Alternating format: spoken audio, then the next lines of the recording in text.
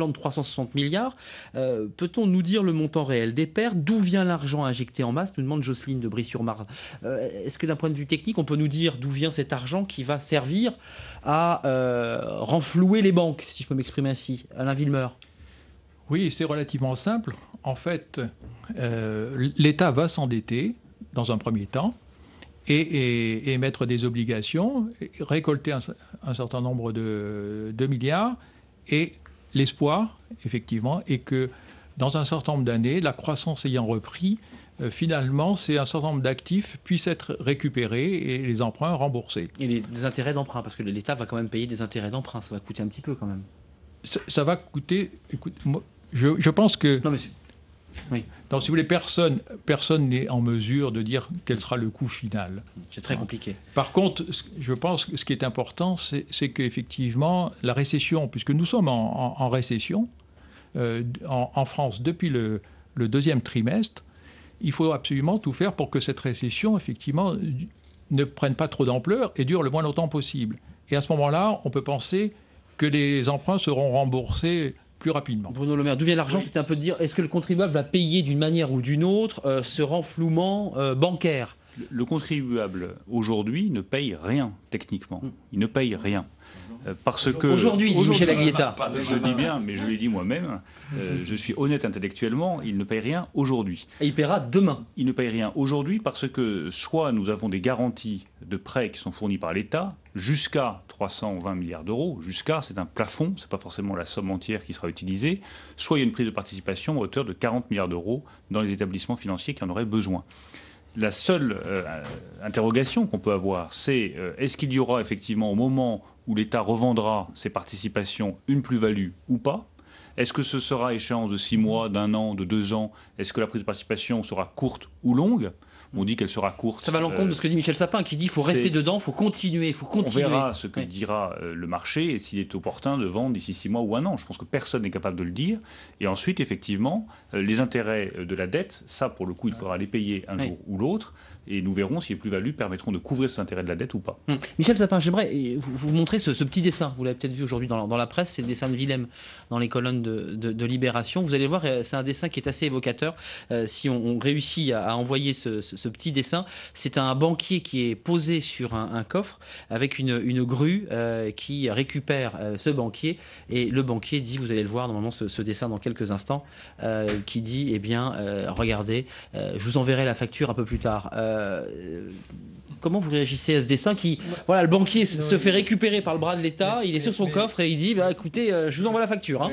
Mais plus tard. Donc c'est la question du plus tard qu'il faut analyser. Techniquement, tout ce qui a été dit est exact. Ça ne coûte rien aujourd'hui aux contribuables. La question, c'est quid demain? Au fond, c'est l'État qui prend les risques, à la place de ceux qui auraient dû prendre les risques. Mais il prend un risque. Moi, ce que m'agace un peu en ce moment, j'entends beaucoup le gouvernement dire non seulement ça ne coûte rien, mais ça va même rapporter parce qu'on va faire payer aux banques un intérêt, on va leur faire payer la garantie, et puis on va faire comme pour Alstom, on va revendre plus cher qu'on a acheté, donc c'est une super opération. Mais écoutez, si tout était si beau et si rose, il n'y aurait pas besoin de l'État aujourd'hui, parce qu'il n'y aurait pas besoin de quelqu'un pour prendre des risques. Donc l'État prend des risques, et des risques considérables, puisque les banques refusaient de les prendre et donc ne se prêtaient plus entre elles. Donc, s'il y a des risques, c'est qu'il y a des pertes potentielles. Personne ne sait de combien. Personne ne sait. C'est effrayant ce que vous dites. L'État prend des risques comme une banque. Ben oui, il les prête à la place des banques. Donc, il y a des pertes potentielles. Donc, il y aura des pertes demain. Personne ne peut dire qu'il n'y aura pas de pertes. Qui les paiera pour répondre à Jocelyne? À ce moment-là, c'est forcément le contribuable. Alors, est-ce que ce sera équilibré? Dans quelle mesure? Par des reventes d'actifs? À quel niveau? Personne n'en sait rien. Mais il faut arrêter de nous dire que tout ça, cette crise est merveilleuse et qu'elle va finir par rapporter de l'argent. Oui, Alain Villemeur, juste un tout petit mot. Elle emportera des pertes. Sur les risques et sur le coût. Non, si vous voulez, encore une fois, on est incapable de prévoir effectivement le coût de cette crise. Par contre, il est évident qu'elle aura un coût. Et le plan Paulson aux États-Unis est un plan qui suscite finalement la réprobation de la plupart des Américains. La plupart des Américains sont furieux contre le plan Paulson. Il faut bien les comprendre. Hein. Ils ont compris que ça allait coûter cher et que c'était les classes moyennes qui allaient payer ce plan. Ce plan américain qu'on va voir, il coûte cher. Hein. C'est une somme colossale. Regardez, 700 milliards pour le plan américain. 1700 milliards pour le plan européen et puis 360 milliards, mais c'est une somme, vous disiez, Bruno Le Maire, qui n'est pas forcément dépensable entièrement, entre guillemets. Les deux choses qu'il faut bien comprendre, c'est que d'une part, le pari qui a été fait par l'État était un pari nécessaire. Nous n'avions même pas le choix, parce que c'était ça ou l'économie qui s'arrête.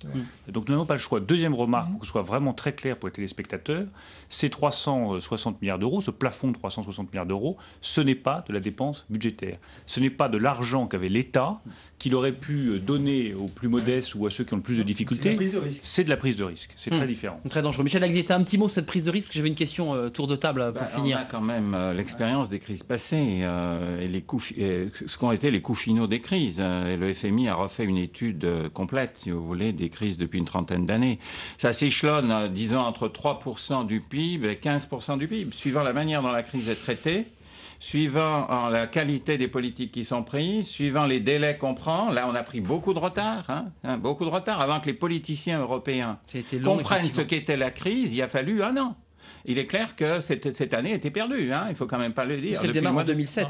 Ça démarre au mois d'août 2007, cette crise. Tous les économistes savaient qu'elle allait se propager à l'Europe. Toutes les banques européennes étaient engagées aux États-Unis vraiment jusqu'au cou. Donc il y a quand même là un retard et une insuffisance, disons, de la réponse politique qui est énorme et massive, et ça va rentrer dans le coût final. Juste cette question, Michel Sapin, dans les fautifs, on les a évoqués brièvement tout à l'heure, mais il y a aussi peut-être les politiques qui ont laissé faire, pensant que les banques pouvaient s'auto-réguler elles-mêmes, seules, avec conscience, je dirais. Oui, ne mettez pas dans le même camp ceux qui sont aux manettes, au pouvoir, et ceux qui n'y sont pas.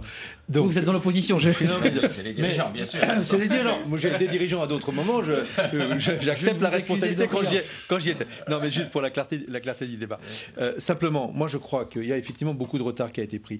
Pendant des mois et des mois, peut-être n'étions pas nous les seuls, mais vous n'étiez pas forcément majoritaire. Nous avons dit, arrêtez de nous raconter des sornettes sur le fait que c'est américain et que ça ne traversera pas l'Atlantique. Nous avons dit dès le mois de septembre, je me souviens être intervenu dans le débat budgétaire, pour dire, il faut dès maintenant prendre des décisions qui limitent, qui n'empêcheront pas, mais qui limitent les effets sur l'Europe. On nous a dit, tout va très bien. On nous a dit, au début de cette année, c'est merveilleux, je jubile, disait Madame la ministre de l'économie et des finances, compte tenu de la situation économique. Bien, elle n'a pas jubilé très longtemps. Un petit peu sur ces déclarations. Oui, non, mais je ne veux pas être méchant parce que c'est pas facile, c'est des métiers qui sont compliqués, difficiles. Bien, je connais. Ok. Bon, mais malgré tout, il faut éviter quand même certains mots. Non, mais il faut quand même éviter certains mots. Et même ces tout derniers jours, je sais bien que tout ça n'est pas facile, que la concertation avec les Européens est difficile, mais les 8 jours qui ont été perdus entre le mini-sommet et celui de dimanche dernier, ont coûté épouvantablement cher. Donc c'est vrai que là aussi, je ne sais pas si quelqu'un d'autre aurait fait mieux, mais il y a eu là 8 jours qui ont coûté très cher. Donc le retard dans l'analyse, le retard dans la décision a été très très préjudiciable à la situation française et à la situation européenne. Messieurs à ma gauche, je vous donne la parole, mais d'abord Jean-Baptiste, parce que je lui avais promis il y a presque 20 minutes une question, et Jean-Baptiste, vous attendez, je m'en excuse, bonsoir. Oui, bonsoir. Bon, c'est sans doute le 17e débat auquel je suis sur le même sujet. Je trouve ça passionnant, il y a beaucoup de certitudes. Un ouvrier qualifié est capable, sinon de réparer sa machine, au moins de faire un bon diagnostic. Et j'imagine que sur le plateau ce soir, le QI en moyenne doit dépasser le 110. Alors messieurs, est-ce que vous savez vraiment ce qui se passe? Est-ce que vous pensez savoir exactement ce qui se passe? Ou est-ce que vous n'y pouvez pas grand-chose? Ou est-ce que vous n'êtes pas sûr de le savoir? Alors... il semble que l'incendie est arrêté. Et il n'y aurait pas une nouvelle approche à avoir, par exemple, au lieu d'attendre, au lieu de tenter de restaurer une confiance des marchés au moyen de garanties artificielles, ce ne serait pas plus sage de faire une demi-tour en lançant une grande politique de relance et d'investissement européenne et de voir si le marché apprécie. Franklin Roosevelt, le retour. Pour les QI, on le laissera de côté, mais sur cette question... On risquerait d'être déçus. On parle beaucoup, mais finalement, on a le sentiment, et les Français, c'est un petit peu le sentiment qu'ont les internautes ce soir, que la classe politique, même les banquiers, sont dans le flou, finalement. Beaucoup d'hypothèses, beaucoup de choses avancées, mais on ne sait pas. Finalement, le marché a encore baissé ce soir. Mais toutes les places européennes étaient en dessous de 6%. Moi, je crois qu'il faut arrêter de jeter la pierre aux hommes politiques.